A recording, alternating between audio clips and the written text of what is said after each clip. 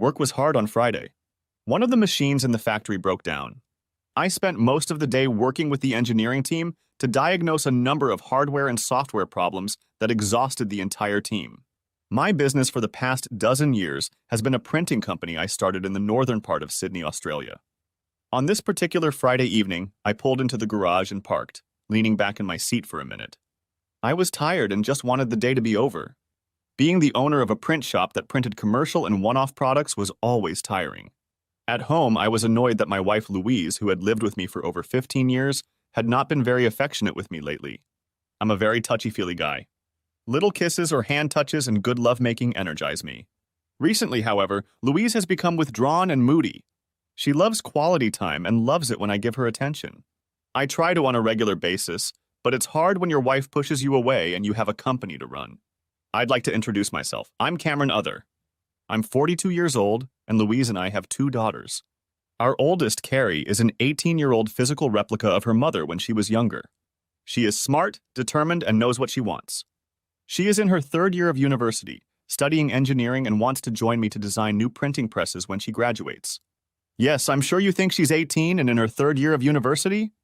Well, she's so smart. You will also notice that I said that Louise and I have only been married for 15 years. This is due to the birth of our 2nd daughter, Sarah. We were happily married to Carrie, but got married when we found out we were pregnant with Sarah. Sarah is our hippie baby, to say the least. She is adrift, doesn't have strong opinions on many things, and usually takes the path of least resistance.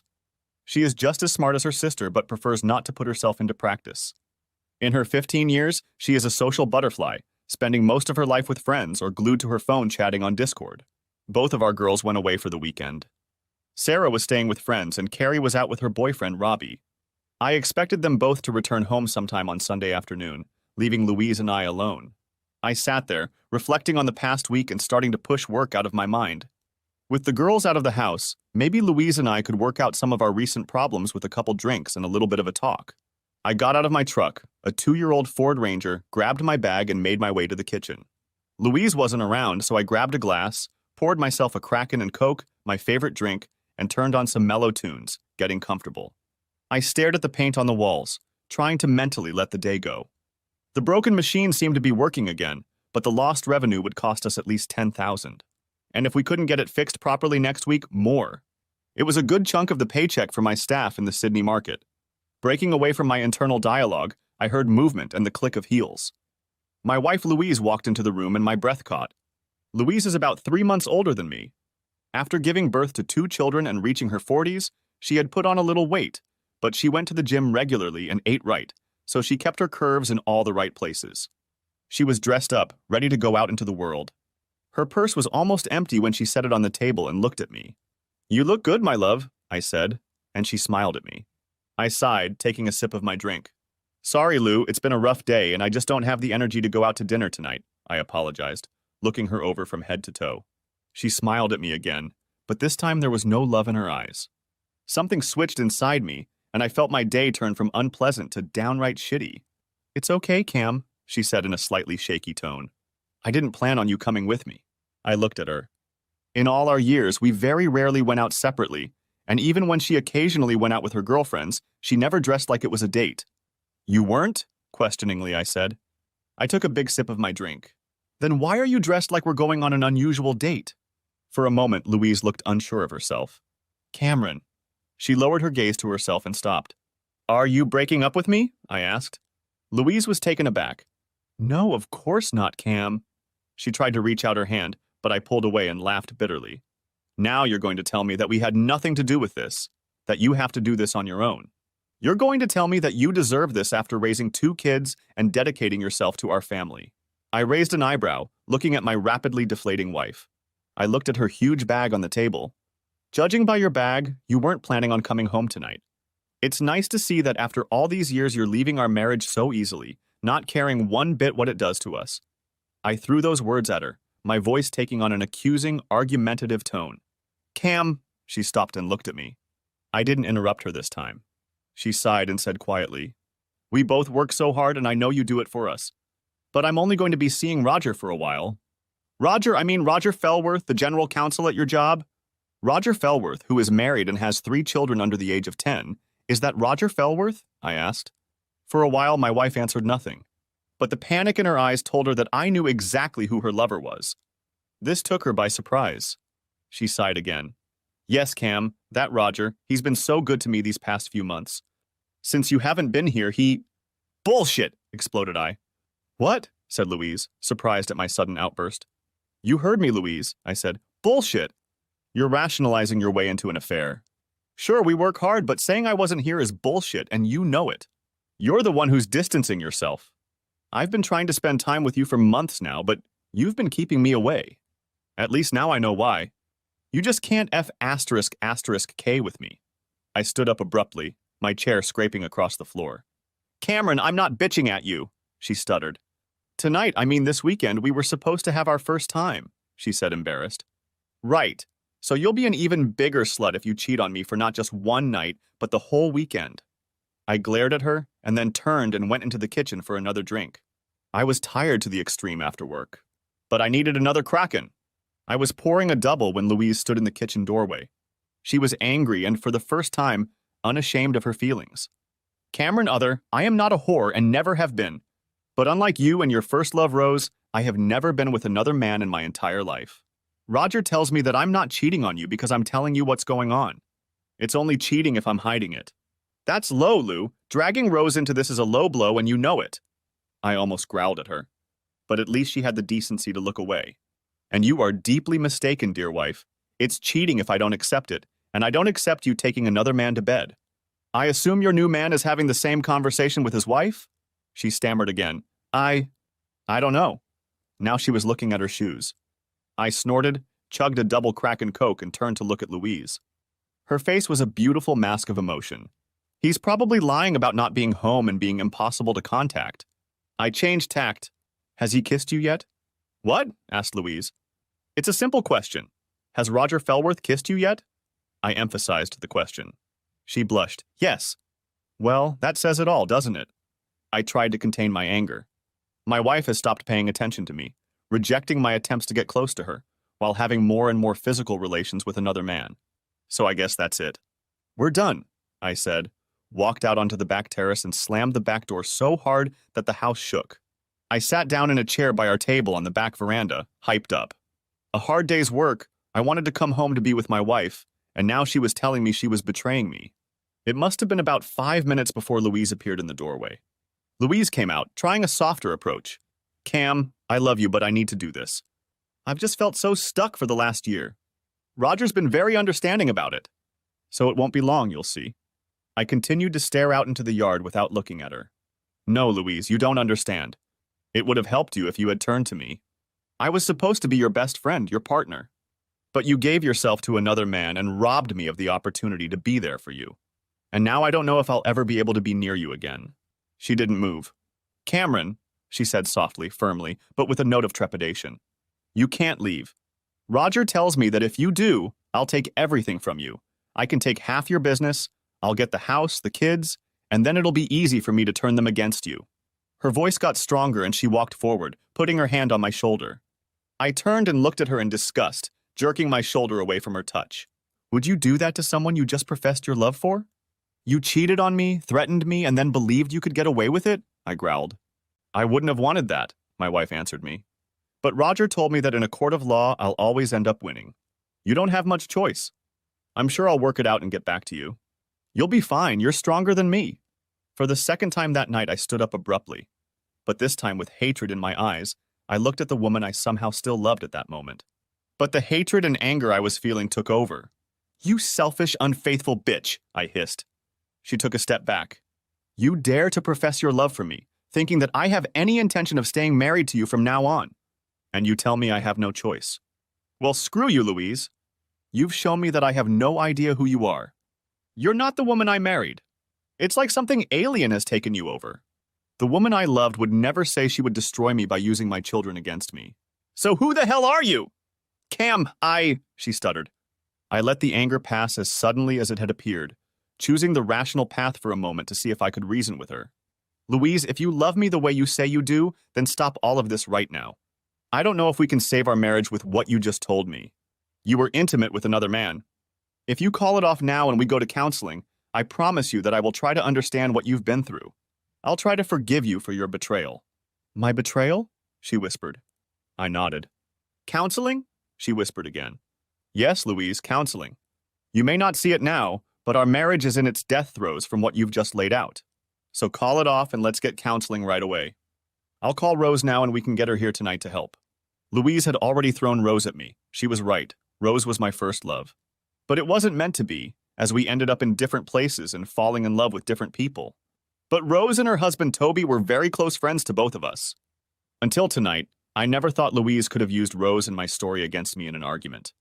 Rose was also a therapist, and Toby had become one of my closest friends over the years. We successfully complemented each other. Of course, it helped that we looked at the world with similar views on everything. It also helped that our children grew up together. Robbie, Rose, and Toby's son and Carrie were as friendly as thieves from birth. They'd been dating as a couple since 5th grade. Had they been given a few more years, I know their relationship would have continued to grow with proper parenting. "No, Cam, I don't want Rose at the center of all this," she said defiantly. She sighed. "Look, Cam, I understand how angry you are. You may think I don't get it, but I do." I tried to correct her, but she held up her hand. "Let me finish. You may think I don't love you, but I do. You're right in that those threats were wrong. I shouldn't have done them. However, that doesn't make them any less true." I looked at the woman standing in front of me, wondering if the alien spawn that had afflicted her brain was multiplying. "I'll make you a deal. I know I hurt you. But Cameron, I'm going with Roger this weekend. I'll go to counseling when Roger and I are done. It may take a while, but if you feel counseling is so important to you, we'll go there when Roger and I are tired of each other." "What about the girls?" asked I. "What about them?" asked Louse. "How do we tell them we're breaking up?" said I in an indifferent voice. "Cameron, we don't—" She stopped talking suddenly, sighing. "We're not breaking up. I've already told you that sooner or later Roger and I will go our separate ways. I'll be back. The girls won't be affected in any way." I'm talking nonsense again. I looked at her. "What about me while you're having fun with Roger? What about me? Where's the love for me?" What do you mean?" Louise hesitated again. "Louise, I'm an affectionate guy and you've pulled away from me. You haven't even kissed me in 2 weeks. I don't feel any love right now, Louise. So what am I supposed to do?" She looked at me as if the thought had never crossed her mind. It hadn't occurred to her that I might need something, some attention or care. "I don't know." She lowered her eyes. "Roger says I should be his for now." I exploded again, my emotions turning to frustration, rage, and sadness. "To hell with Roger. Wait, that's what you're going to do and spit on your husband? Cameron, that's not—" "Fair enough," I almost shouted at her, interrupting her. "You're telling me that denying me your husband because of a piece of shit cheating on his own wife and denying me your body is goddamn fair?" Louise took another step back. I picked up my glass, drained the contents, and threw it at the concrete wall our barbecue was leaned against. It shattered, and my soul shattered with it. I slumped back into the chair. My shoulders slumped, and I felt hot tears running down my cheeks. We didn't say anything for a few more minutes, until a loud car horn sounded from the side of our driveway. I looked at Louise, seeing the indecision on her face for the first time. I turned away to look at the table, feeling like an empty husk. "Just go away," I whispered. I don't know if she heard me or not, but when I turned around, my wife was gone. I don't think I moved from my seat for about half an hour. The confrontation with Louise had devastated me more than I realized. But I was roused by the phone in my pocket. It was my daughter Carrie calling. She had forgotten her bag of clothes for the weekend and wanted to let me know she was on her way home with Robbie to pick it up. "Sorry, Dad. Mom's phone went to voicemail twice, so I thought I'd call you." She happily informed me of this, blabbering on about Robbie's boarding house that she was going to go to for the weekend. I snorted, trying to keep my cool. "It's okay, sweetie. Your mom isn't home right now. But I'll make sure your bag is at the door and ready so you and Roger can get on your way." She didn't answer right away. "Daddy?" I sighed. "Yes, honey?" I tried to sound normal. She wasn't buying it. "Who's Roger?" Carrie questioned me with a distinct tinge in her voice. "I'm sorry, I meant Robbie. I'm sorry, Carrie, I meant Robbie." I couldn't believe I had made such a mistake trying to backtrack. However, Carrie was a bright girl and I was caught. "What's going on?" She paused when I didn't say anything. "Normal, Dad, you're bothering me," she said. "Nothing, Carrie, I'm just having a bad day. First I had problems at work, then your mom and I had a fight, so I'm just emotional," I replied. I didn't want to lie, but I didn't want to tell my 18-year-old daughter the whole story either. "Dad, stop skirting around the truth. You're trying to confuse me. What did Mom do?" Her tone was accusatory. I tried to brush her off. It doesn't matter, honey, I'll be fine. You just caught me off guard. I'll get your bag ready for you. Don't let our problems ruin your weekend. Love you, Carrie. I quickly hung up, feeling like a creep trying to hide the truth from my daughter. I went into the house, splashed water on my face, then took Carrie's bag from her room and set it right in front of the garage door where she knew I would put it so she could grab it and leave. It wasn't the first time one of my girls had forgotten something. I grabbed the broom and was cleaning up the shards of glass when Carrie came screaming out the back door right at me. Are you okay, Daddy? She asked. She looked at me through her eyebrows with a look of concern on her face. Louise had looked at me many times when she was worried about me, but it was a look I hadn't seen this evening when she was telling me about her plans to have fun with another man. I shrugged, trying to brush her off, and went back to sweeping the glass on the ground. Sure, honey, I put your bag in its usual place, I said monochromatically. I bent over and started sweeping the glass into the tray so I could toss it into the trash can while they watched. When I stood up, Robbie was standing in the doorway too, frowning. I hadn't managed to fool anyone. I pulled out a chair and lowered myself onto it. Carrie pulled the chair out and sat across from me, taking both of my hands and squeezing them. Dad, you're not okay. Mom called me back shortly after I talked to you. I heard she was in the car, and it sounded like someone else was with her. So what's going on? I looked at my daughter. I think she saw something broken in my eyes. The sparkle was gone. That damn bitch! My daughter almost shouted, hurriedly handing Robbie back. What's the matter, baby? Asked Robbie, sensing his girlfriend was upset.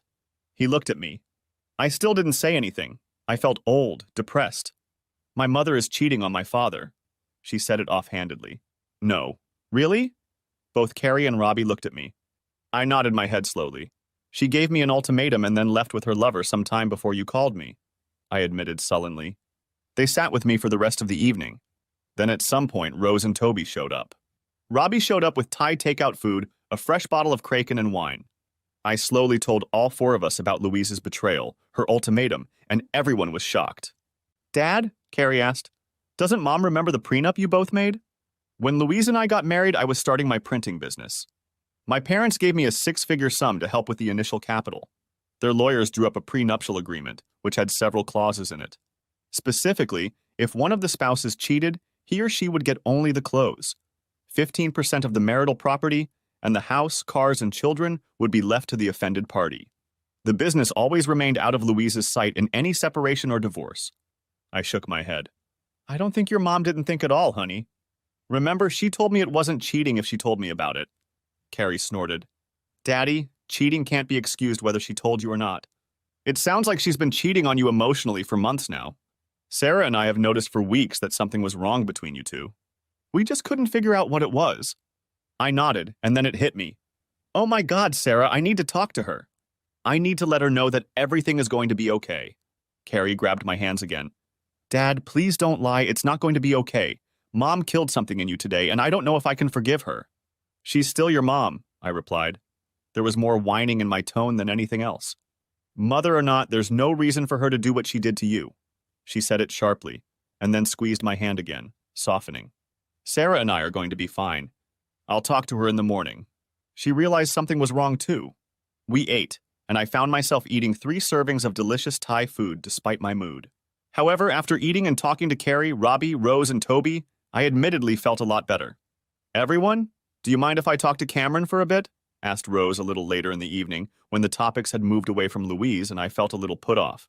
The other 3 took that as a signal to head inside. Rose sat down in the chair across from me that Carrie had left behind. She seemed to see the look on my face, then looked over her shoulder toward the back door where the other 3 had gone, then back to me, smiling. You have an amazing daughter, Cameron, said Rose. I nodded, looking back at Rose. Rose was a beautiful red-haired woman. Like I said, she was my first love. We dated for a few years in high school until we went to different universities. Then she fell in love with Toby, and shortly after that I met Louise and was infinitely in love with my wife until tonight. Rose and I were close despite or because of history, but neither of us would have ever considered betraying our spouse. The fact that our children were dating strengthened our family unity. Carrie and Robbie knew a little that Rose and I had dated when we were young. Neither of us hid it. We also knew that now that they were both 18, Carrie and Robbie were sleeping together, but we knew how much they cared for each other and didn't stand in their way. Carrie confessed to Louise and me that the first time they slept together was on Robbie's 18th birthday.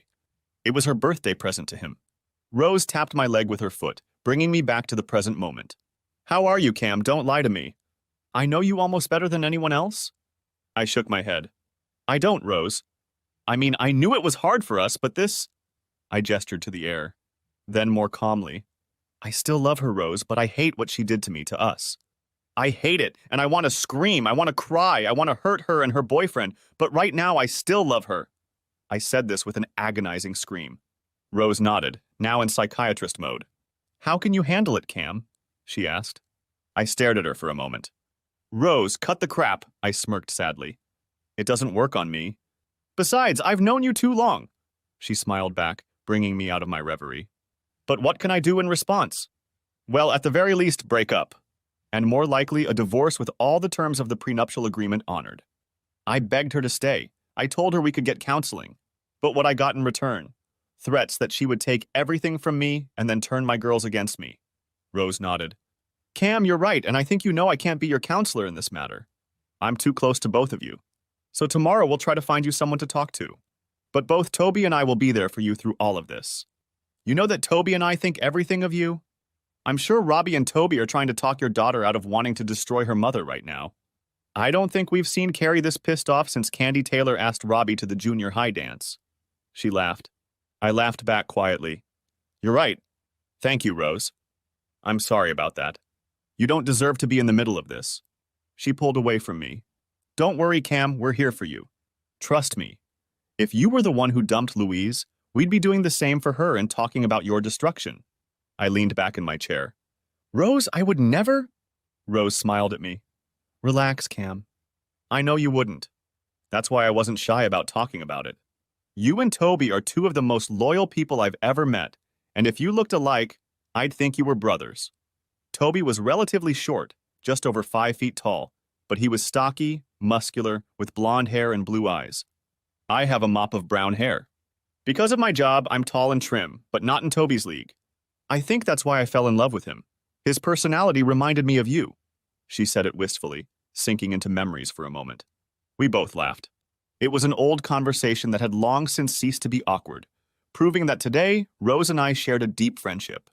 For the next hour, we discussed my feelings, mostly sadness and betrayal mixed with rage and a sense of numbness that I couldn't explain. But Rose understood. Later, we walked into the house and found Robbie and Carrie snuggled up on the couch. Toby was sitting in one of the other chaise lounges watching a movie. Hi, everyone, I greeted. Carrie was immediately beside me and gave me a hug. Are you okay, Daddy? She asked worriedly. I looked at Rose and she smiled.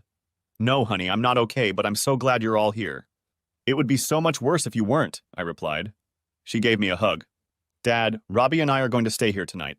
We don't want you to be alone. But Carrie, what about your weekend? I asked. Robbie brushed off my concerns.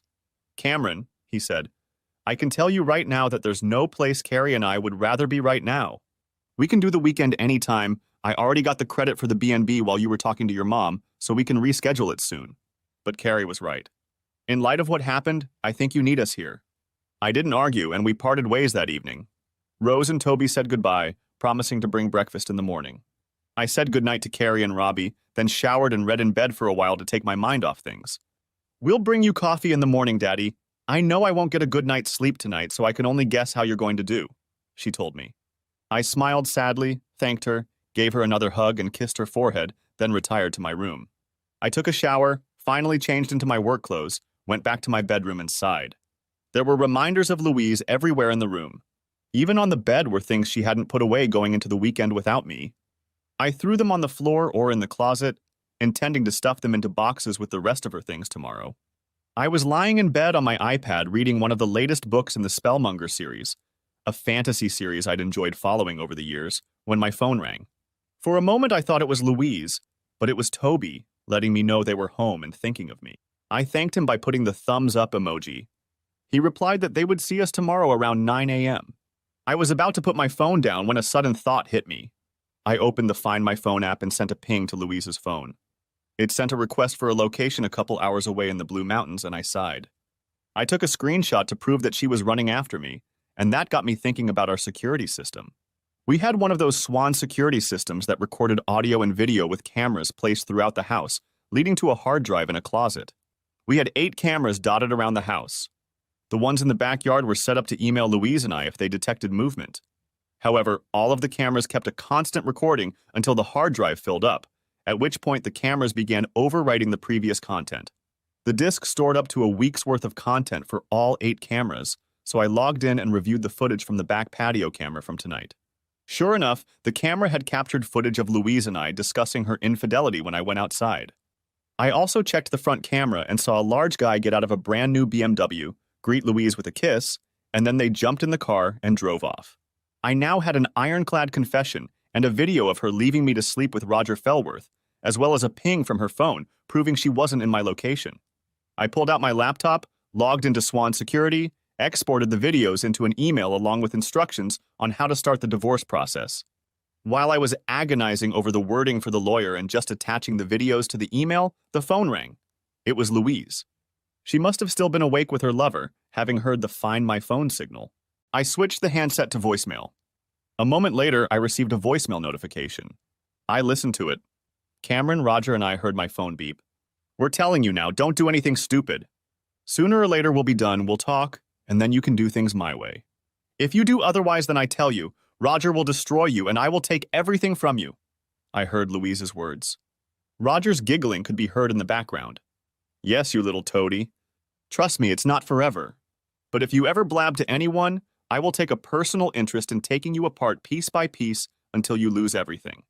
Your wife, your kids, your business, and let's not forget any respect you ever thought you'd have. When Louise and I are done, she'll come back to you. Just play ball and everything will be fine. As they hung up the voicemail, I heard them both laugh. For a moment, I was stunned. I'd heard a lot of rudeness over the years, but this guy's disrespect and outright arrogance shifted the focus in me, and I decided it was time to destroy them, not myself. I redrafted the letter, indicating that not only did I want to serve Louise at her work with divorce papers as soon as possible, but I also wanted to file a lawsuit against Roger Fellworth. A quick Google search revealed that Australia doesn't have an attachment alienation law, but I wanted my lawyer to do something. I wanted them to hurt. I also wanted Louise and Roger to be sued for loss of income within my own business for either encouraging the affair or being unaware of the wrongdoing that was causing me mental anguish, causing my own business to suffer. I knew that these claims were unlikely to be pursued. However, simply suing all parties in addition to divorce and enforcement of the prenuptial agreement would be a huge blow to the couple's arrogance. So as I hit the submit button, I realized that I didn't have Roger's wife's information yet, but if I did, I would contact her and let her know what a cheating asshole her husband was.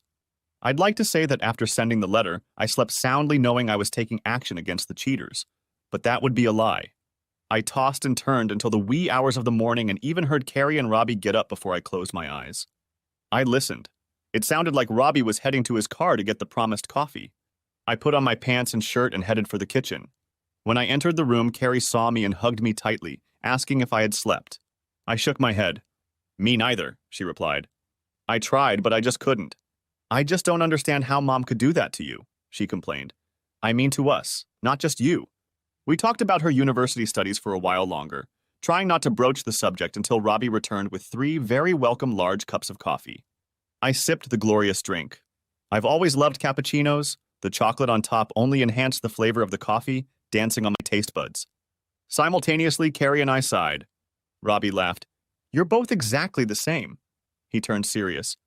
So you haven't been sleeping either, have you? No, I was actually very busy texting with the company lawyer when I got a voicemail from Louise after I made a Find My Phone request. I spent the next 10 minutes explaining how I had put together a packet of documents to start divorce proceedings with Roger and their place of work, after playing the voicemail Louise and Roger had left me. I could see Carrie trying to hold back tears as she listened to the message. That woman is not my mother, she said quietly, wiping her eyes with a coffee napkin. My mother would never be cold enough to insult my father or allow another man to humiliate her husband like that. Robbie and I were in complete agreement. It was about 10 o'clock in the morning when we started wondering where Rose and Toby were. They told us they would bring breakfast around 9, so we started to worry an hour later.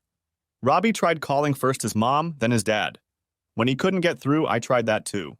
I called Mom's house, the cafe where we always went for breakfast, and the owner, Josie, an elderly lady in her 60s whom we all knew by now, confirmed that Rose and Toby had picked up breakfast around 8:30 on their way to my place. As I hung up the phone, I was overcome with intense anxiety.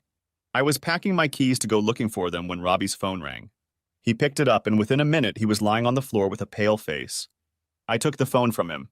"Hello, this is Cameron Other. I'm the father of Robbie's girlfriend." "Who am I speaking to?" said I. "Mr. Other, this is Police Constable Colin Sharp. I want to tell Robert the sad news. His parents have been involved in a major accident." I inhaled sharply, looking at Robbie lying on the ground almost comatose. Carrie wrapped her arms around him, looking at me desperately. I asked a question. "Are Rose and Toby all right, Constable?" There was a pause. "Mr. Other, I take it that Robert can't talk right now?" I replied that he was. "Mr. Other, can you get Robert to give me verbal consent to speak to you on this matter?" I managed to get Robbie to say yes. The officer paused, catching his breath. Around 8:45 this morning, the Gettings car collided with an out-of-control B-double semi-trailer that had failed its brakes. As a result of the accident, their car was practically destroyed. I am very sorry to hear that Mrs. Gettings is currently in surgery. Unfortunately, Mr. Gettings did not survive. I think I turned just as pale as Robbie as I sank to the ground. Toby was dead and Rose was in surgery. I cleared my throat. "Which hospital?" I asked hoarsely. Carrie started talking about the hospital in a panic. I could see she was on the verge of tears too, realizing something serious had happened. I swallowed hard. Now was not the time to lose my temper. "They are both in the Royal North Shore Hospital. May I assume that you and Robert will be there soon?" she asked. A note of sadness could be heard in her voice. She acted professional, but I could sense that the stranger was having a hard time. "Yes," I mumbled, getting detailed information on where to go and what to say when we arrived. 5 minutes later, the three of us were out the door. Within half an hour, we were already outside the trauma unit of the hospital. The nurses were doing their best to reassure us. Questions about how Rose was doing, where Toby's body was, whether Rose would survive, what was wrong with the other driver were asked constantly. Constable Sharp came in and introduced herself. We talked for the next 20 minutes. Robbie again allowed me to act as his representative, and she told me the whole story. As Rose and Toby were driving, an out-of-control, fully loaded truck had crashed into their car, leaving it in shreds. Toby took most of the impact on the driver's side, his side of the car almost merging with the passenger side. He died on the way to the hospital from multiple injuries, including a fractured skull and multiple puncture wounds to his torso and upper body. There were other injuries, but I won't recount them here as they are too graphic. Accidents like this are horrific. Rose was also in critical condition. She also had a small skull fracture, multiple lacerations, and 2 broken legs. However, the most serious problem for Rose was the loss of her left arm, as well as part of her left forearm. The surgical team worked diligently to stitch up the wound as well as repair several other puncture wounds. Rose also suffered severe blood loss due to the inability to stop the blood flow. But fortunately, if there is such a thing in accidents like this, her mangled arm was above her head when she was pulled out by emergency crews, so thankfully, she didn't bleed out. The rest of the day passed in conversations and phone calls. I have to hand it to Robbie. After the initial attack of shock, he sat with me all day while we waited for news about Rose and started calling people. First, we called his grandparents, then Toby's brother in Brisbane. Then we called Rose's brother. When the Moose people arrived, Carrie and I had to help Robbie with the paperwork for his father's death. Carrie called Sarah, and within an hour she was at the hospital, hugging Robbie and crying with Carrie. After a while, she looked up at us. "Where's Mom?" she asked innocently. Carrie and I looked at each other. "She's not coming," Carrie said bitterly. Sarah looked at Carrie, then at me. "I take it this is Roger's doing?" my youngest daughter asked grimly. To say that Carrie and I were shocked that day when everything that could go wrong went wrong was an understatement. "Sarah, are you telling me you know something about your mom and Roger?" I asked quietly. Sarah nodded her head solemnly. Fresh tears began to roll down her face.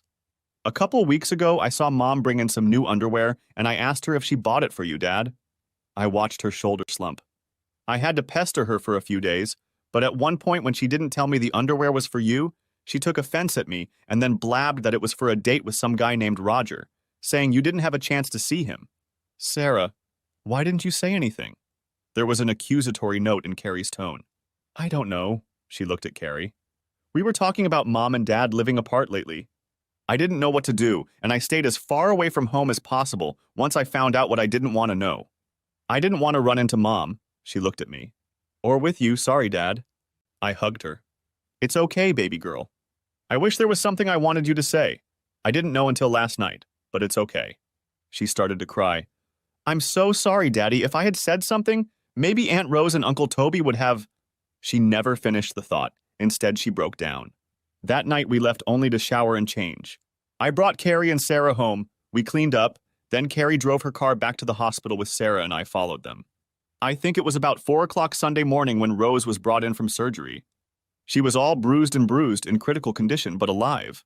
She will be in the ICU for at least a few days. They wanted her to recover and make sure there was no brain damage before taking any further steps.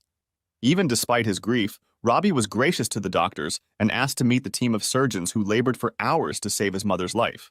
I have never been so proud of my daughter's boyfriend and sincerely hoped that one day I could call him my son-in-law. We spent the rest of the day at the hospital. I took home my laptop and phone chargers after receiving confirmation that the paperwork had been drawn up and was ready for delivery to Louise, Roger, and their place of employment on Monday morning. I was relieved to note that I had a damn good lawyer, better than Roger I was willing to bet. I also contacted my duty managers at work to take over the workload for the week, as we had a family tragedy and I needed time. I didn't bother telling them I had more than one emergency, but they knew their business and kept me on my toes. One piece of good news was that one of my support team members was able to fix the remaining problems on the car that broke down on Friday throughout Saturday. In the afternoon, we started working with Robbie on planning Toby's funeral. Robbie left a message with their family lawyer for instructions. As long as Rose was doing well, he wouldn't be needed, but Robbie wanted to be prepared. We talked about the funeral for a few hours, and after lunch we were joined by Edwina, Rose's mom, an older woman in her 70s, but still as witty as ever. She hugged her grandson and then gave me a big hug. Edwina had always treated me like a son. She loved Toby, but always spoke of me in joking tones as the one who left her daughter. She informed us that Camille, Toby's mom, would be coming to visit us at the end of the week as soon as she found someone to drive her from the retirement village since she couldn't drive. After lunch, we talked easily. Edwina sat with us in the hospital waiting room as we had planned. I wondered if we would be moved on. However, when I asked the nurse if we needed to move, she shook her head. No, that unfortunately happens more often than you expect. But as long as it's not too crowded, you can stay. We know the grief you're all going through right now, and I understand that you need to be near Mrs. Gettings while you wait for her to wake up. I smiled, thanking her for her answer. Time flew by as we all talked and reminisced. Louise was only mentioned in passing, and as soon as Carrie brought Edwina up to speed about Louise, anytime no one was watching her, a grim frown would appear on her face. It was about 8 o'clock on Sunday evening when I answered the call on my cell phone without looking. All of our phones had been ringing off the hook all day as news of Toby's death and Rose's injuries spread. Hey, this is Cameron Other speaking, I said, as I watched Robbie hug Carrie and look into each other's eyes with a smile. I watched as they exchanged the words, I love you, followed by a kiss. As they mourned each other, they fell even more in love. That's no way to call your wife, I heard Louise scolding me on the phone. I told you not to make waves or you'll regret it. Roger is fierce and will take you out if you say anything to anyone. Where the hell are you, Cameron? You're supposed to be home when I get there. I don't know what had happened to Louise over the weekend, but if there was anything left in her of the insecurity or regret I'd seen on Friday night, they'd been taken away by the stroppy woman who was now on the phone with me. Louise, I uttered, the contempt so evident in that single word.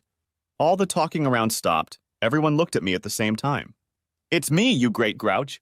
Where are you and where are the girls? If you tell them anything I told you, I'll turn them against you. So you better go home or I'll make you sorry. I hung up the phone halfway through. I wasn't interested in threats. Tomorrow, Louise would find out that her neatly constructed narrative was falling apart. The whore just got home. I shrugged. We could hear her father, Sarah said quietly. I don't know why you even picked up the phone. I spent several hours today talking one-on-one with my youngest daughter. She apologized over and over again for not saying anything, but after hearing the extent of her mother's deception, she was almost as angry at her as Carrie was. Daddy, in the divorce, I'm going to live with you, okay? Said Sarah to me out of the blue as we talked earlier. Of course, baby, of course, I said as I hugged her. Coming back to the present, I looked at a smiling Sarah. It was instinct. I answered the phone without thinking. It just took me a moment to get my bearings. The next moment, my phone rang again, Louise's, of course. Over the next 10 minutes, she tried calling a dozen times. Then she tried calling the girls. After half an hour, Carrie had had enough of it. What? She shouted into the receiver, picking it up. Louise reprimanded our oldest daughter for her tone. Mom, stop it. I have absolutely no interest in talking to such a lying, cheating bitch right now. I'm here with my family, including my sister and father. We're in mourning right now, and we don't need you interfering with our grief. I could hear Louise shouting a string of curses and swear words into the receiver that I didn't think she could ever put together, let alone say them to her daughter. The bottom line was that she thought Carrie was talking to her about the breakdown of the relationship between Louise and me, not about Toby's death and Rose's life hanging in the balance. I realized that Louise had no idea what had happened. Louise continued for another minute before Carrie interrupted her. Mom, I have no intention of putting up with your yelling anymore, and before you start, yes, Dad told us everything too, so you should know I have no interest in living in the same house with you.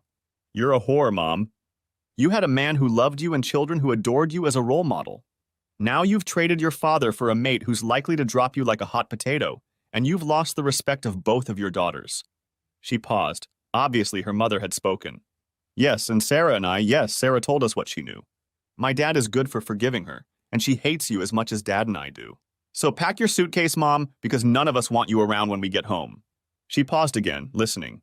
No, Mom, I won't tell you where we are or when we get home. Why don't you call Roger and go to him? She paused falsely for half a second. What's that? You can't because he's gone home to his wife, who has no idea he's a low-life cheating bastard who's helped you destroy any respect for you in the family. Sorry, Mom. Luz started to reply. Sorry, Mom, I think they announced our flight. I'll talk to you later, and hung up. She looked at all of us staring at her, then pointed to her phone in her hand. Wrong number, Carrie said simply. Despite everything that was going on and the seriousness of the situation, everyone giggled. Even the nurses at the nurses' station across from us. Edwina went home for the night, promising she'd be back early in the morning. Meanwhile, Sarah and I were getting ready to leave for a few hours. Carrie and Robbie would stay longer, and Sarah and I would return around midnight and switch places, letting them go to sleep. Sarah and I were putting things in our bags when the trauma nurse came up to us. She's awake, she said excitedly. We all smiled, and everyone burst out laughing very nervously. We then asked about Rose's condition. She is being seen by a doctor right now. She is really out of it. But since she is conscious, you will all be able to see her for a little while. For the next hour, we took turns examining Rose. Well, that is what we could see. Almost every part of her was sheathed in something medical. There were wires coming out of almost every part of her. Rose's head was wrapped in bandages. But what was most disturbing was the sheathed stump of her left forearm. Hi, Petal, I said, using my nickname for Rose. When we first met, I called her Petal my Rose. If anyone but me called her that, she always got an earful. You gave us quite a scare, but I'm glad to see you're on the mend. She couldn't speak yet because of the breathing tube in her throat. Of course, she was still under the influence of the potent medication. But there was a question lingering in her eyes that I didn't want to answer. I shook my head and she understood. A single tear rolled out of her left eye and quickly soaked into the bandage. I couldn't touch her, and so on for the rest of my visit. I sat with her and talked quietly about how proud I was of her, that she was my family, and we would all get better together. When I left the room, the nurse handed me a tissue. I had been crying, but I didn't even know it. I thanked her and went back down the hall. A half hour later, Sarah and I hugged Carrie and Robbie and headed home. Sarah and I were tired to the bone. We managed to sleep for about 3 hours before we headed back to the hospital to give Carrie and Robbie a break. Although now that Rose was awake, we were all somewhat relieved. We smiled as we drove, talking about the dream and how glad we were that Rose was awake. But then we both frowned as we pulled into our driveway. There was a strange BMW X5 parked in our driveway. Shit, we muttered at the same time. I saw that the front lights were on and drove past, making a U-turn and pulling over to the curb in front of our house. We saw the curtains move, but the door didn't open. Should we go in or just leave? Sarah asked. Sarah. I shrugged and sighed. We should go in, sorry, sweetie, but I don't think it would be safe for me to drive too long today without a break or caffeine. So I suggest we go in. You'll go to your room, close the door, and try to ignore what I'm sure will be an unpleasant conversation. Are you sure, Dad, that I can stay with you? I smiled. Sarah hated confrontation. That was one of the reasons she hadn't said anything to me. But the fact that she was willing to confront her mother with me spoke volumes about how much my 15-year-old daughter was upset with her mother. I pulled out my phone and pressed record. Sarah looked at me, doing the same thing with her phone. We both got out of the car and walked down the walkway to the front door. It was unlocked and we walked right in. A lovely guy named Roger Fellworth came out at us 2 seconds after we stepped over the threshold. Ah, there he is, the little cuckold. Back to apologize and you're going to play ball before I ruin your damn life? He said coldly. with the arrogance of a man who got what he wanted despite no objections. Sarah walked into the room, causing Roger to flinch. Louise hesitated for a moment, her lover handing us a suit for verbal discrimination with a minor in the room. If you don't mind, Daddy, I'm too tired for this. I'm going to go to bed and make sure you're up by 11:30 so we can get back. She walked past a stunned Roger and Louise, uttering only asshole and whore to them and saying nothing else. As soon as the door closed behind Sarah, they pounced on me again. Louise told you not to say anything to your daughter, you bastard, said Roger, lunging at me with steam. I picked up the phone. I'm informing you that I'm recording this conversation. It has been recorded since we walked through the door and will be recorded until you leave, I said, looking at the two cheaters. Louise looked at me and turned pale.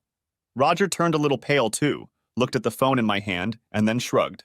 Whatever, cuckoo, he smiled. Roger was an imposing man. He was taller than me and broader in the shoulders than I was. However, most of his body was fat, not muscle. In addition, he was balding and jowls appeared on his chin. I'd say he was in his late 40s, probably early 50s. Honestly, I couldn't understand why Louise would want to date a man like him. I ignored Roger for a moment, looking directly at my wife. Louise, I asked you not to show up here when I get home tonight, and you insult me even more by bringing your lover here. Cameron, she began, but she was interrupted by Roger. He took 2 steps forward, standing in front of me. Listen up, you bastard. We both told you how it was going to be and asked you not to say anything. Now I'm going to make your life a living hell. He spoke loudly. Mr. Fellworth, aren't you? I said calmly to his face. You are not welcome here. I'm going to have to ask you to watch your expressions, as my young daughter is in the other room. So? He yelled. She won't tell anyone, and neither will you. With those words, he snatched the phone out of my hands and threw it to the floor, stomping on it before we could do anything. Then he smiled evilly and started yelling at me. You're just some provincial printer whose wife is so sick of him. He smiled menacingly at me as I looked at my broken phone on the floor. Louise decided to join him. I had no idea what he had done to her, but she was no longer my wife, which she went on to say. Cameron, it's true. Roger is 10 times better than you, but now that you've told the girls, it's going to be really hard on you. You better not say anything because now Roger and I are going to have to destroy you. Louise, what are you... I didn't get a chance to finish, for while I was looking at Louise, good old Roger swung the senator at me. I fell to the ground, moving with the blow as much as I could, but it still hurt. What the hell? You hit me in my house! I said loudly, rubbing the spot where he hit me. So what? Louise will support whatever I do to you. I could destroy you right now, and she'd tell the cops that you jumped me, saying I had to defend myself. Don't you get it, cuckoo? I'm a goddamn lawyer. I do what's right. You may think you're cool in the print world, but my people make the goddamn greens that make this world go round. He started to laugh. I take what I want, from who I want, when I want, and there's nothing anyone can do about it. I looked at Louise from the ground. Louise, is that true? You're going to back that asshole? I said, getting to my feet. Roger took a defensive stance, ready to try and fight me. But I looked at Louise and he relaxed a little. She tensed up a little but looked defiant. I'm sorry, Cameron, but yes, I will support Roger in anything. Even if he destroys you, you're just not a man like him. I looked at her again as if a blunt rocket hit her. Seriously, what had happened to her to be so brainwashed by this scum of humanity? I shrugged, sighing. Well then, dear wife, I have nothing more to say. But you both need to leave, or I'm going to return the feelings you just gave me and unleash such hell on both of you that neither of you will ever be able to look at anyone you know again without them ridiculing you both. Roger roared. Encouraged by his previous blow, he had made the mistake of thinking he could take me. Like I said, Roger was a big guy, but he was all fat, not muscle. I wasn't as big as he was, but working all day at the typewriters, I had developed a strong physique. Plus, I had been in a few fights over the years and had even done some amateur boxing, so I knew how to fight when I needed to. Roger lunged at me and I quickly dodged him, saying that he was being stupid by attacking me in my own home. I tripped him and he fell, smashing the coffee table, but immediately got to his feet. Roger tried to distract himself so he could pounce on me again, still feeling that his mass was enough to take me down. For a moment he was stunned, his mouth moving like a fish in water, and then he collapsed to the ground. He looked up at me, not quite realizing what had happened. I grabbed Roger's ear and began to speak softly into his clamped ear, looking at Louise, my eyes burning with hatred. Listen, you bastard, you stole my wife and came into my house thinking I was going to be something I'm not. And now you're lying on the floor in pain. You're about to be arrested. You have no idea what you've done and how I'm going to ruin your pathetic life. You think you're a big man and I just made you a eunuch. I let him fall to the ground, letting go of his ear. What did you do? Yelled Lusa as Roger fell. Then she ran around me to him. Cameron, what the hell did you do to Roger? I shrugged, looking at the woman I would have given my life for a few months ago. And today, I wouldn't have peed on her. Never mind, Louise, today you and that eunuch didn't even inquire about me before you both pounced on me. You didn't ask Sarah how she was feeling or where we all were. You just went along with that asshole and his agenda. She stared at me intently, leaning over her fallen lover. After a few moments of silence, I filled the dead air. You don't want to ask? Then let me tell you. Because you ran off for the weekend with the fat bastard, our daughter and her boyfriend came to spend time with me because she's not stupid and realized something was wrong, even when I tried to deny it. Soon Rose and Toby were here too. Oh, Cameron, you didn't, she whined. No, I didn't. Carrie and Robbie did it. They're smart, savvy, and can read between the lines, I replied. Anyway, they came to their senses to be near me, unlike you, and then went home, promising to bring breakfast Saturday morning while we figure out what to do with you and lover boy. I glanced at the groaning Roger on the floor. Anyways, I said, stretching the word, knowing the hard part was about to begin. My voice trailed off. Rose and Toby were on their way here with breakfast from their mom when they were hit by an out-of-control car. Toby died, and Rose is fighting for her life in the hospital. It was all over the news, so if you and Natsak had bothered to watch the news or even ask, you would have found out that because of you, one of our friends is dead and another may not live. I let that sink in, but after a moment, Louise had the nerve to growl at me. It's not my fault, Cameron. We told you not to say anything. If you'd kept your mouth shut, they'd be alive. It's your fault they're dead, not mine. No, it's not, Mom, it's your fault, our daughter said, standing in the doorway. She looked at me. The police and ambulance are on their way. She looked at her mother again. I have no idea who you are, but you're not my mother, and it's your fault Uncle Toby is dead, not Daddy's. If you hadn't cheated on Daddy, this never would have happened. She lowered her gaze to her hands. And it's my fault, too. Maybe if I'd said something to Daddy, he could have stopped it. Sarah, I started to say. No, Daddy, I know I should have said something, but the blame is on her feet, she said, pointing at her mother. She retreated to her room again, and Louise and I just stared at each other. We could already hear the emergency sirens, but no one said anything when 2 police cars appeared and chaos suddenly reigned. Louise tried to explain that I had attacked Roger and he was moaning on the ground. When asked if it was her husband, she, stammering, explained that it was, but that I had beaten Roger anyway. I told my side of the story, an ambulance arrived, and a very sick Roger was carried out on a stretcher. The ambulance left, and I think the police were close to arresting me because I was the guy who attacked someone. My wife was swearing again that it was all my fault when Sarah came back into the room. I'm sorry, Mr. Officer, she said to the guy who was questioning us. But I have a recording that confirms everything my dad said, including that this man said he would kill my dad and that my mom would lie to protect him from my dad. She held out a USB drive to the officer. What, like, Roger smashed your phone? Asked Louise, not realizing that the police officers were still in the room listening. Mom, Dad had a premonition that something might happen, so when I went to my room, I put my phone at the base of the door to record everything. She looked at the officer. I'm sorry, but after everything I've heard, I have to say that I don't feel safe around my mom. Could you please not make me stay with her? But she said she would support this man no matter what he did to Daddy. I heard him hit my dad at least once. So I'm scared. Sarah moved over to me and hugged me while looking at her mother. After that, things didn't matter. Sarah, as a minor, had evidence, and she testified against Louise. So my wife was arrested and taken to the gatehouse for the night. When Louise was taken out, she looked at me but didn't say anything. After all that had happened, we had no time to sleep, so as tired as I was, we showered and changed clothes. Then I had some coffee and drove back to the hospital. When we entered Rose's room, Carrie and Robbie were sitting in some chairs leaning on each other. When Carrie saw my face, she gasped. What happened, Daddy? As she saw a bruise start to form on my face where I had been hit. We spent the next few minutes explaining her mother and Roger's visit. I then explained that I had punched him in the balls to make him realize I wasn't a cuckold. We heard a muffled grunt from Rose and found her waking eyes looking at me sadly. Rose, I said, stammering. I'm sorry, Petal, if I had known you were awake. I blanched, realizing that I had participated in Toby's death before her eyes. Of course, she knew when I admitted it earlier, but I still should have been a little more delicate.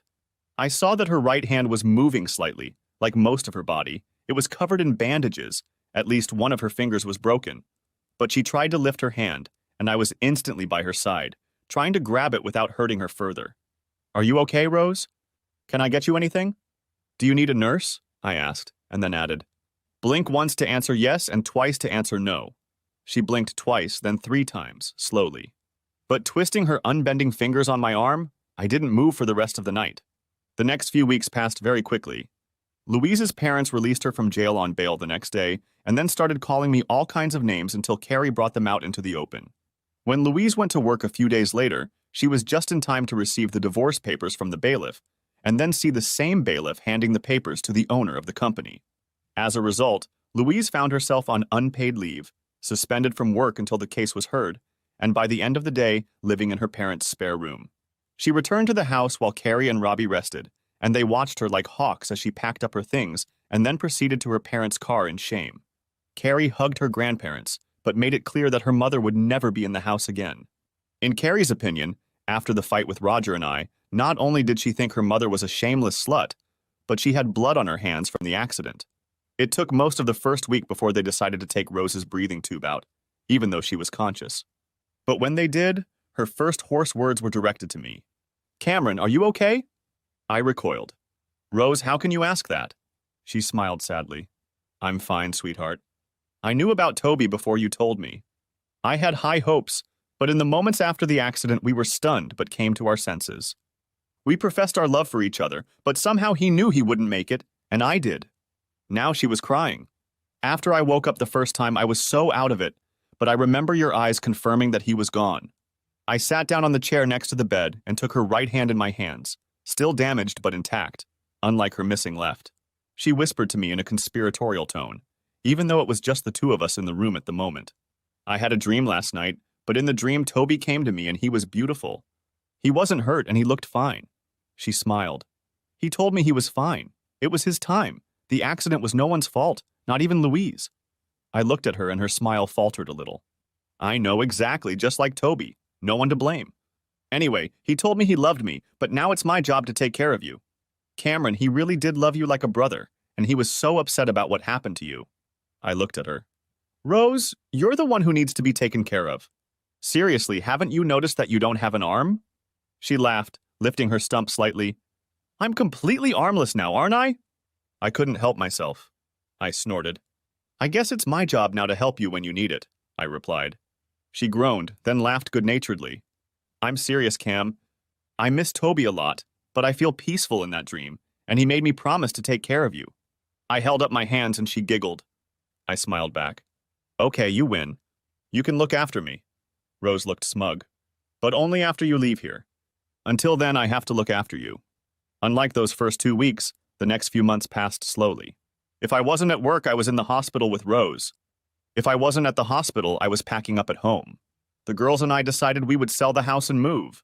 There was a place in North Sydney, near Crow's Nest, that I was able to buy at a reasonable price and also got a decent deal on our current place.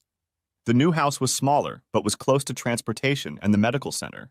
It had 3 bedrooms plus an office, and if you looked out of the master bedroom window while standing on tiptoe, you could see Sydney Harbor in the distance. My divorce from Louise was in full swing. The girls refused to have anything to do with her, and the few conversations they had with their mother did not end well for Louise. Sarah, our malleable daughter, had become tough as nails and scowled at any mention of her mother. Carrie had practically moved in with Robbie in the last month, which I didn't object to, even though Louise had called me a brainless cuckold and a pathetic lover dozens of times. It wasn't easy for her to live in her parents' house in a spare bedroom.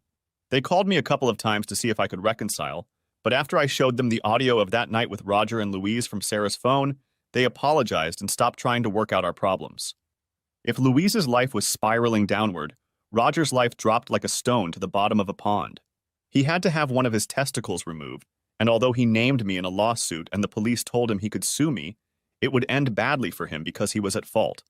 I could easily make an argument in defense of my home and family. After a week of review, his place of employment quickly fired him for embarrassing their firm like that. They did this to get me to drop the lawsuit against them. However, my attorney smelled blood in the water and negotiated a settlement with them. Roger's wife also somehow got a copy of the tape. I swear it wasn't me, but I caught Sarah's sly glances at me a few times. I had no idea how she'd found it, but one evening I got a call from one Miranda Fellworth, and for an hour we exchanged stories. She had suspected several times before that Roger was cheating on her, but this was the first time she had hard evidence.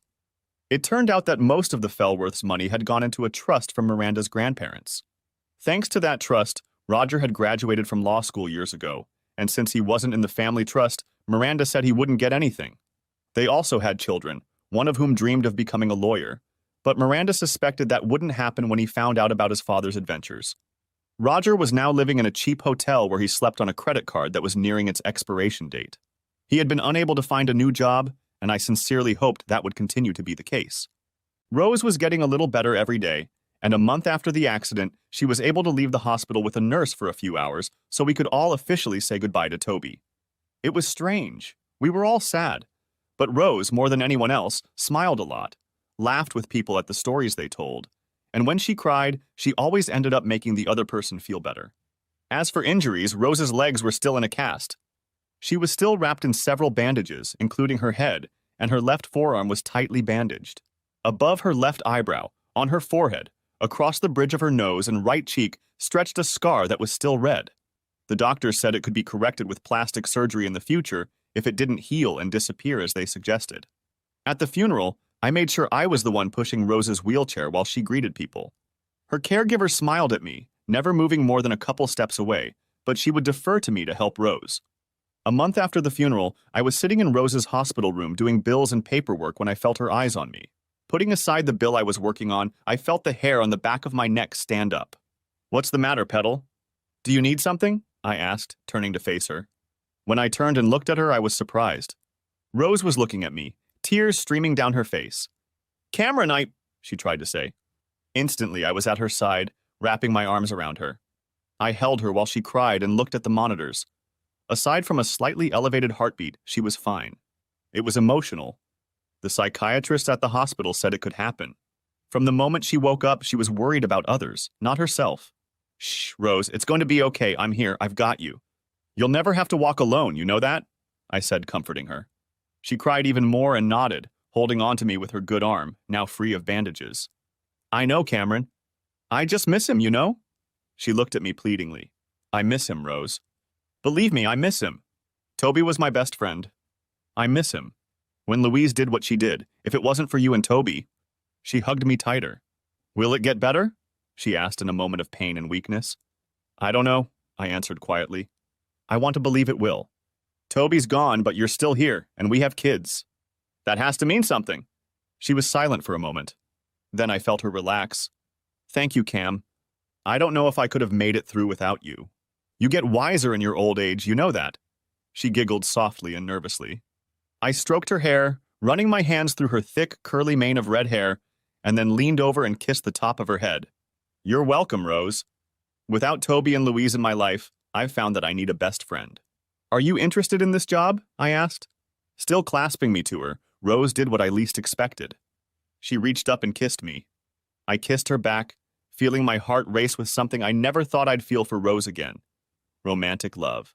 Then I realized what I was doing and pulled away. "Rose, I'm sorry. You're my best friend. More than that, my oldest friend. And I love you so much, but I don't know, hell, we're still mourning Toby." She sighed, snuggling up to me, and I hugged her without hesitation as we sat in her hospital bed. "I know, Cam, I know what you're saying, but I feel something. It never left high school," she said. That night I fell into a restless sleep.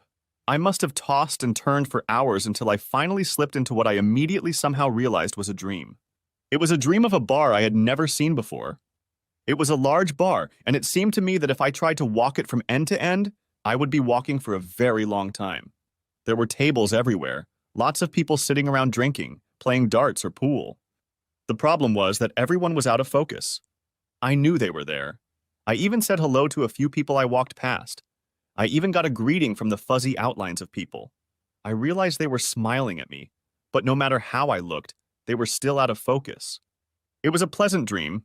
I was about to head to the bar when I noticed someone fuzzy. He was sitting alone at a table. When I approached, he turned and stood up to greet me. "Toby!" I exclaimed and rushed over to hug him, but a moment before I did, I slid toward him and stopped. He laughed. "I'm glad to see you, Cam. It's okay. You can hug me." We hugged, then I pulled him against me, looking at him. He looked as good as he did the night before the accident. He caught me looking him over and laughed again. You look great, buddy, I said. Somehow I know it's a dream, but it's so good to see you. He smiled, then we sat down at the table. I had a Kraken and Coke in front of me. Toby had a pint of Guinness, and we sipped our drinks for a while. Ah, he sighed. Good stuff. He looked at me. So, how are you, Cam? He asked. I deflated a little, the dream becoming reality. Not great, buddy, I replied to my best friend's dream. Divorcing Louise is a pain. The girls are angry all the time. I'm trying to support Rose in her recovery, but it's hard and I feel like I'm just drowning in it all. Toby nodded. What about you and Rose? He asked, raising an eyebrow. I leaned back in my chair and thought for a minute about what Toby was like in the dream. He smiled at me, continuing to raise an eyebrow. What about us? I asked. Come on, Cam. We've been friends for more years than I can imagine. You're my closest friend. I know things about you and Rose that would make anyone blush. I know you love each other. I snorted. Of course, Toby, she's as close to me as you and Louise. Without the two of you in my life, she's my closest friend now. I want her to get better. He sighed. I understand, Cam. But what about the kiss this afternoon that bothered you so much before you fell asleep and came here? You can't say it didn't mean anything, can you? Of course, an image would arise in my subconscious of my best friend throwing it at me to make me feel guilty for kissing his wife. I looked at my friend. I know it was more than nothing, Toby. I love her, always have. He smiled at me. I panicked. Buddy, Rose was married to you. Louise was married to me, sure. We dated and even took our first steps with each other. But Toby, this is your wife we're talking about. How can I cheat on you with her? Cameron, he said seriously. I'm dead. His tone was sad but definitive. You both can't cheat on me, Rose, like you, has so many years ahead of her. She needs someone to love and protect her as much as I do. Look, Cameron, you said yourself that Louise is already out of your life or will be soon, and you do love Rose. He looked at me for a moment, and I felt like the real Toby was weighing something important, not a figment of my imagination. Rose loves you too, Cameron. Of course she's hurt by my death, but she desperately hopes you won't leave her. In her heart, she holds the same love for you that she holds for me. She probably loves you more than she loves me, since you've known her so much longer. I mean it. I didn't know what to answer. You know? He leaned toward me as if he was about to reveal a secret. If Rose and I hadn't met when you were apart, she was going to hunt you down and force you to marry her. What? Said I, nearly choking on my rum. How the hell do you know that? She told me. He smiled. I snapped back.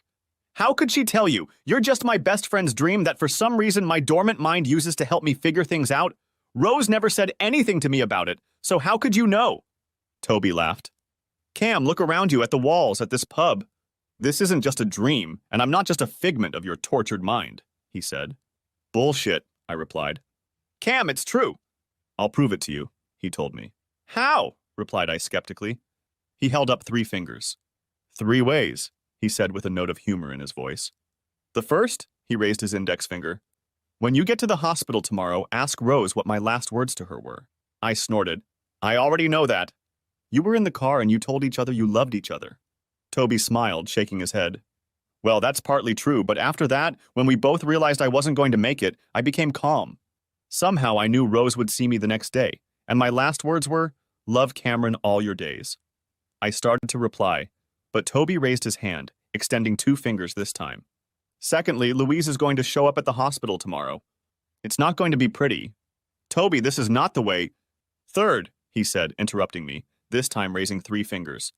My mom will bring Rose and you each an awesome chicken salad sandwich from the Asian sandwich shop in North Harbor, so you know she was thinking of you both while she was driving. She'll be wearing yellow sandals. I looked at my friend. He laughed at me again. Toby, how can you know it's a dream and you're dead? I said to my friend. He touched his nose like it was a secret. Honestly, I'm not at liberty to say, he told me. It's a miracle I was allowed to meet Rose and you at all. But I was asked to meet you, and I did. I am happy to be able to spend some more time with you. I didn't believe him, but I had to admit that I was happy to see him too. So, if that's what happens, what am I supposed to do? Marry her? I asked. Toby laughed again. That's up to you, my friend, but if you marry Rose, you have my blessing. He raised his glass and dragged me from the booth to the dartboard. Now that's something I couldn't say while I was alive. But love her fiercely, Cam, and I'll be proud to be your best friend no matter what you choose. For the next hour, Toby and I played darts, drank, and at one point seemed to be singing bar songs. We were even joined by other customers, though I still can't remember them offhand. Well, except for one other guy, it was like he was looking out for the establishment or was an important figure in the business. But as we drank and danced, the pub disappeared from sight. My last memory was Toby leaning over me, hugging me, and thanking me for being his friend as we said goodbye to each other. I woke up to hot tears running down my face. I was sad but also happy. I even managed to say goodbye this time. By the time I shaved and dressed, I had almost forgotten about the dream. I stopped by the office, checked in with my managers.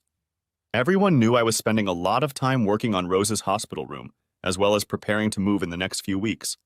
My assistant prepared all my paperwork for the day, took the ones I had worked on yesterday, and then escorted me to the conference room where I worked with the managers on my floor for an hour before heading to the hospital.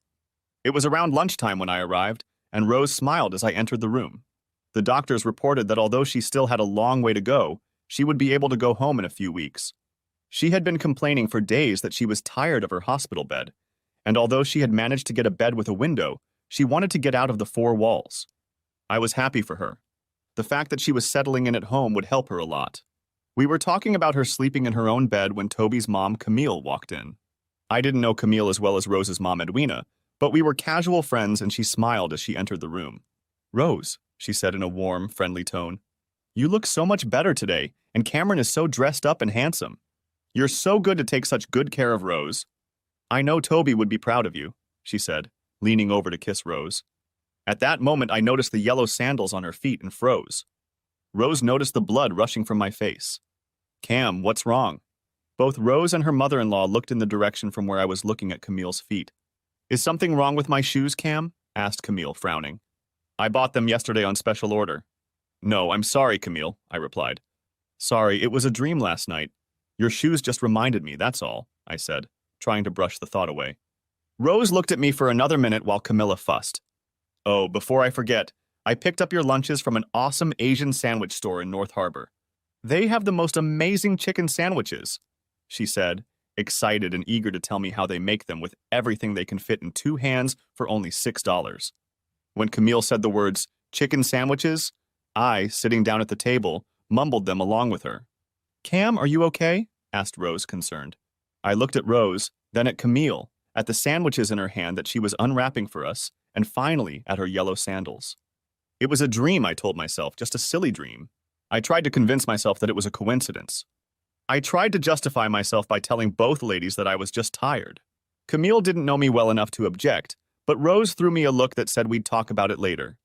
So we ate our sandwiches, and Camille was right. They were amazing. Imagine layer upon layer of chicken, lettuce, tomato, cheese, beets, pineapple, salt, pepper, and fantastic fruit relish, placed between 2 pieces of very soft but crusty bread, and you have a lunch that will make your taste buds dance.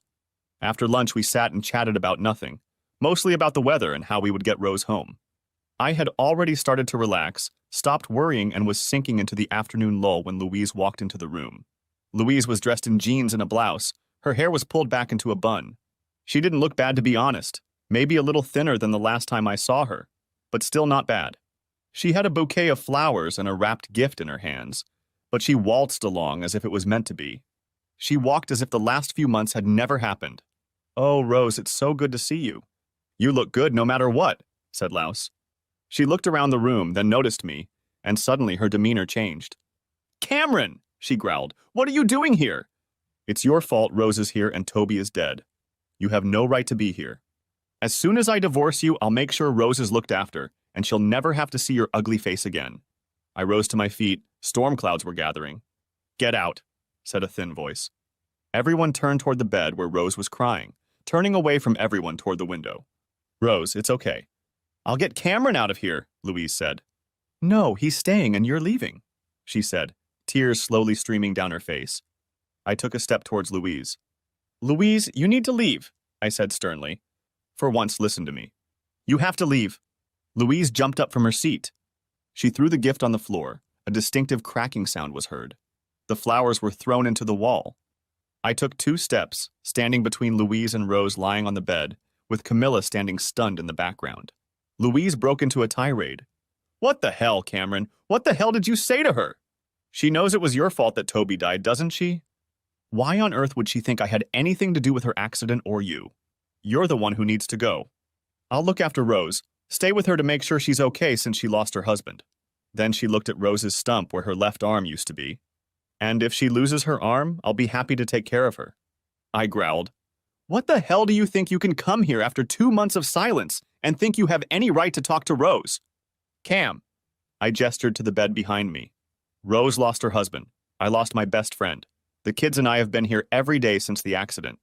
Where have you been? I started rambling. Cameron, the voice repeated. I continued. I know why you're here. You lost your job, your parents got tired of your slutty ass in their spare bedroom, and you decided to manipulate Rose by trying to live off her until she got tired of your shit. Cameron, insisted Rose's voice for the third time. I whirled around to face Rose, angry at being interrupted, at the adoring face of my best friend, and immediately my anger melted away. I'm sorry, I mumbled. It's okay, Rose replied. She turned her head and looked straight at Louise. Louise, you need to leave, with the way you've been treating Cameron, not to mention that little tantrum you just threw. It shows you're not my friend, and don't you dare use Toby's death as a crutch to blame Cameron. You've turned into a vile, disgusting creature. I'm ashamed I ever called you my friend, let alone trusted you for years. Louise started to object, but Rose raised her stump. Leave it, Louise, you can't stay with me. I am no longer your friend. You are not welcome here. Should I call security to escort you out? Asked Rose to my ex-wife. Rose, Louise pleaded. This isn't fair. No one is... No, Louise, Rose interrupted, anger rising in her voice. What's not fair is that my husband is dead and I'm crippled for life because you chose to shag your husband, who is one of my closest friends. The room grew quiet, the only sounds coming from the hallway. No one said anything, and then there was the frown on her face that I used to associate with Louise's denial of everyone around her and life in general. She shifted her gaze from Rose to me, back to Rose, back to me again, and finally back to Rose for the last time. Each time her gaze changed, a gamut of emotions ran across her face. But the frown remained. When she looked at Rose one last time, the venom came out. Well, screw you, Rose, I can see how it goes. You hypocritical cunt, she growled. Well, you can shove whatever help I was going to give you up your ass and... She didn't have time to finish before I grabbed Louise under the arm and dragged her from the room. I turned down the hallway to the nearest exit outside, slammed the fire doors shut again, and dragged Louise after me. Thankfully, they weren't panic doors. Louise hissed and swore the whole way, still yelling in the direction of Rose's hospital room. I knew it wouldn't take long for the guards to show up. I turned to my wayward wife. Louise, I don't know what the hell is happening to you. I don't know what switched you from a loving wife and caring friend to a hellish bitch, but it stops now, I told her forcefully. Louise, thank God, shut up, recoiling backwards. Cameron, she said. No, Louise, you're done. You've destroyed every relationship around you, from your daughters to your friends to me. No one, and I mean no one, wants you within 100 meters of us. You've turned into a narcissistic bitch who doesn't seem to care about anyone around you. The doors opened and 2 burly security guards stepped out. They spotted Louise and I. Are you all right, Mr. Other? Asked Peter to the larger of the 2 guards. I waved him off. Fine, Peter. Louise was just a bit agitated and upset to see Rose in the hospital bed. She was on her way out, though, wasn't she, Louise? I cast a glance at her. The guard wasn't fooled by my words, ready to massacre Louise. Instead, she looked at me, then at the guards, shrugging her shoulders. Sure, I'll see you later, Cameron, she said. I shook my head. I hope not. The 3 of us watched Louise leave. They then escorted me back to Rose's room where Camilla and Rose were whispering. After making sure Rose was okay, the guards left. The cleaners came in to clean up the mess in the room, and 20 minutes later, Camilla came out as well, hugging me tightly. Thanks, Cameron. Now you look after her. She needs you, Camille whispered as she hugged me and left to catch her elevator home. Are you okay? I asked Rose, sitting down on her bed. It was just the 2 of us now. I took her right hand and squeezed it. She snorted. Isn't that what I should have asked you? I shrugged. It's been a weird day, but now with Louise I felt, I don't know, calmed down. But no, I think it all started with that dream last night. Rose raised her head and looked at me. The dream? I nodded. Yeah, I couldn't sleep last night when I got home, I blushed. I think she realized that our kiss was partly to blame. Anyway, I couldn't sleep, I tossed and turned, and when I did, I dreamt about Toby in the pub. Rose nodded, almost understanding. It was weird. I knew it was a dream, and it was a big pub, and there were other people there, but it was like they were out of focus. Rose finished for me. Her eyes searched mine, and I think my surprise was noticeable. Yeah, they were out of focus, well, except for Toby and some other guy. I can't remember the other guy, but Toby was crystal clear. We were talking. He told me what had to happen today for me to realize this wasn't just a dream. Camille's shoes, the sandwiches, Louise's appearance. Toby said it would all happen. I looked at Rose again, her eyes telling me she believed me. There was another one, wasn't there? She asked timidly. I nodded. How did she know? I looked at her. A tear leaked out of her eyes and she squeezed my hand. I didn't want to ask the question, simultaneously afraid and hoping it meant. Love Cameron all your days, Rose said quietly but intently, looking into my eyes. My breath caught. Rose, I asked. She nodded, and another tear joined the first, slowly trickling down her cheek. Those were the last words Toby said to me before we both passed out in the car accident. They were the last words he ever said to me in this life. My tears joined her tears. How did you know? Whispered I. Quietly, almost a whisper. Toby in the pub when you told me I knew. He met me there too, told me how brave I was, but that I needed to let you go and love you like I always have. He told me that you wouldn't be able to ask the question when the time came, but that I had to tell you our last words. With those words, we fell into each other's arms. I wrapped my arms around Rose in the fading light of noon, and we cried. As we cried, we spoke quietly of the man we knew, friend, lover, husband, and father. We mourned our common loss together, growing even closer in our shared grief. Evening came. The noise of the hospital continued. Rose made room for me in the small hospital bed, and we continued to hold each other as best we could, both of us suddenly tired. Finally, as we fell asleep, I kissed the top of her head and whispered, I love you, Petal. Rose snorted slightly in response and replied, I love you too, Cam. After that day, we got progressively better. The kids, Sarah, Carrie, and Robbie, found us the next day huddled together on the bed under a hospital blanket that the nurse must have thrown over us during the night. Sarah clapped her hands when we woke up and they all stood looking at us in our sleep. I kissed Rose gently on the lips, getting up and stretching. Carrie smiled and kissed Robbie. In the morning, we explained most of yesterday to Louise, omitting the part about sleeping with Toby. Later that week, we all agreed that Rose wouldn't be moving home after she was discharged, but would move in with Sarah and me. Our new apartment was closer to the hospital, so we decided that Carrie and Robbie would stay in Rose's apartment, and they would rent out the other 2 rooms to other university students, with my and Rose's consent, of course. By the time Rose was discharged, she was no longer wearing formal casts, but was using rigid cloth ones that could be removed as needed so she could continue to heal. We all got a good look at the stump of her left forearm, with healthy skin growing around it, and although Rose was sad, she had mostly accepted her disability. In addition, the skull fracture Rose had suffered was healed. Thankfully, there were no effects other than a mild concussion, which was dealt with at the hospital. Her homecoming was one of her happiest days in years. But after seeing our relationship blossom and hearing our story, the doctors told Rose that she could resume a fulfilling relationship once she got home, albeit with caution for the first few months. The kids had already moved a lot of Rose's clothes and personal belongings into the new house, and had even presumptuously placed them in the master bedroom with mine, rather than in the spare room as we had agreed. But to be honest, I didn't mind such insolence. When we got home, we spent a few hours with the kids talking, but after dinner, Carrie and Robbie went to Rose's old place, and Sarah excused herself to go to her friend's house for a few hours, leaving Rose and I alone for the first time all day.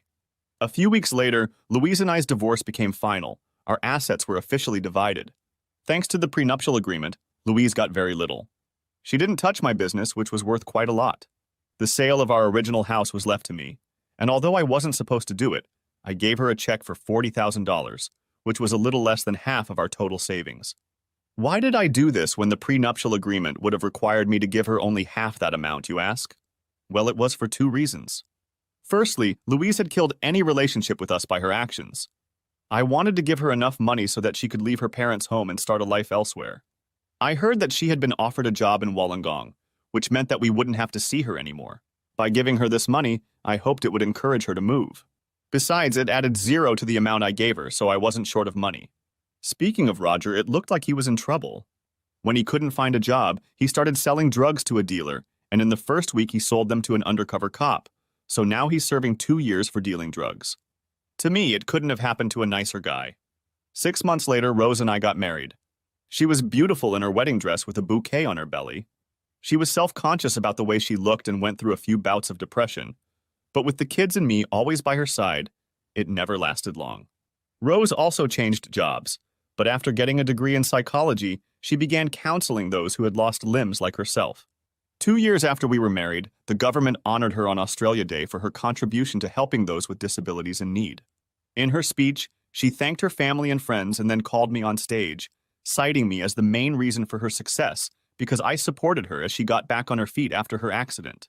It was a stressful time. Rose and I did several media interviews. We even appeared on a couple morning shows talking about the physical and mental challenges of people with physical disabilities.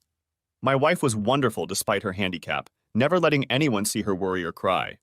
Yet in those moments when she was down, she knew I was there to help her get up again. Rose and I's love grew every day, and although we had our disagreements, we always forgave each other and never went to bed angry with each other. After the award, we didn't see Louise for about 3 years. It was Carrie and Robbie's wedding.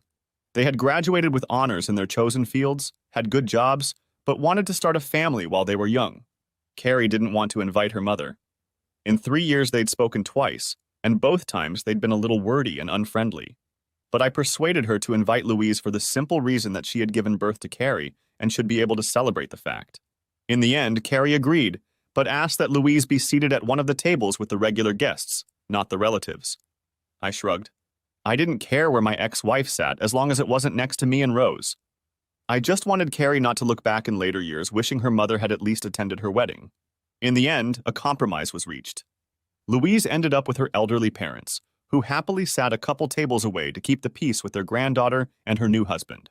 As is always the case with ex-wives at weddings, I ended up at the bar and got myself a Kraken and Coke. It wasn't on the bill, but since I was paying, I could take what I wanted when Louise came up to me, leaning on the bar next to me. She ordered a glass of white wine, then turned and looked at me. "I've never asked for forgiveness, have I?" she asked bluntly, but it was more of a statement than a question.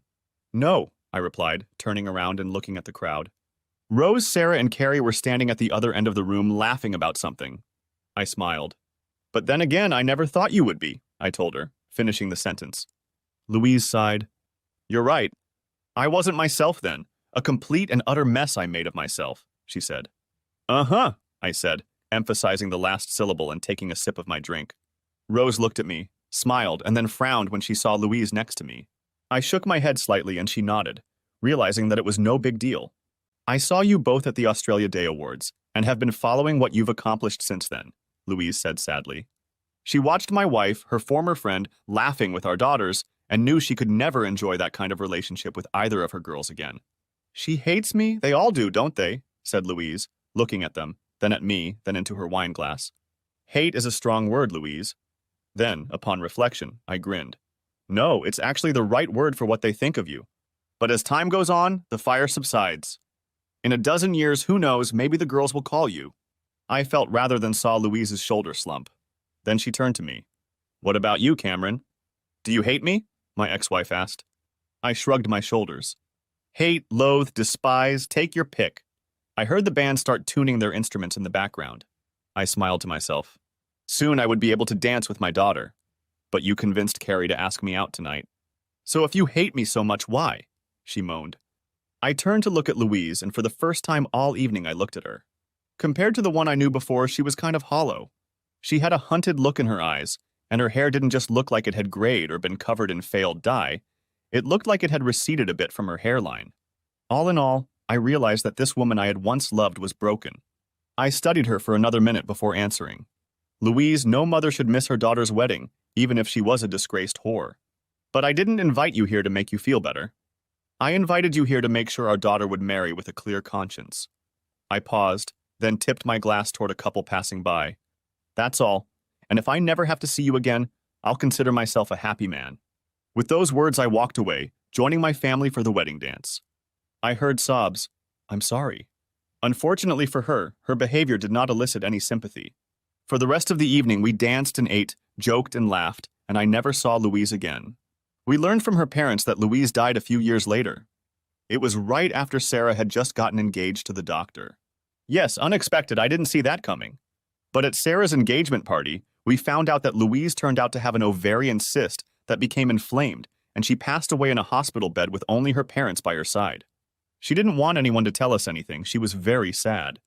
As for Rose and I, we kept each other a secret. When we had grandchildren, we raised them together. We traveled the world, saw sights and wonders. We have been all over the world, spoiling our grandchildren and even possibly our great-grandchildren. They knew that Rose and I loved each other, and that love has not dimmed one bit over the years. When I looked at my Rose, I saw the girl I fell in love with at 18, the woman I married at 40, the mischievous smile of a grandmother who was approaching 82, and I knew that today I would be lucky. I knew that in my heart I would be loved until the day I died. Thanks for watching. I hope you enjoyed it. So subscribe to my channel and watch the next video.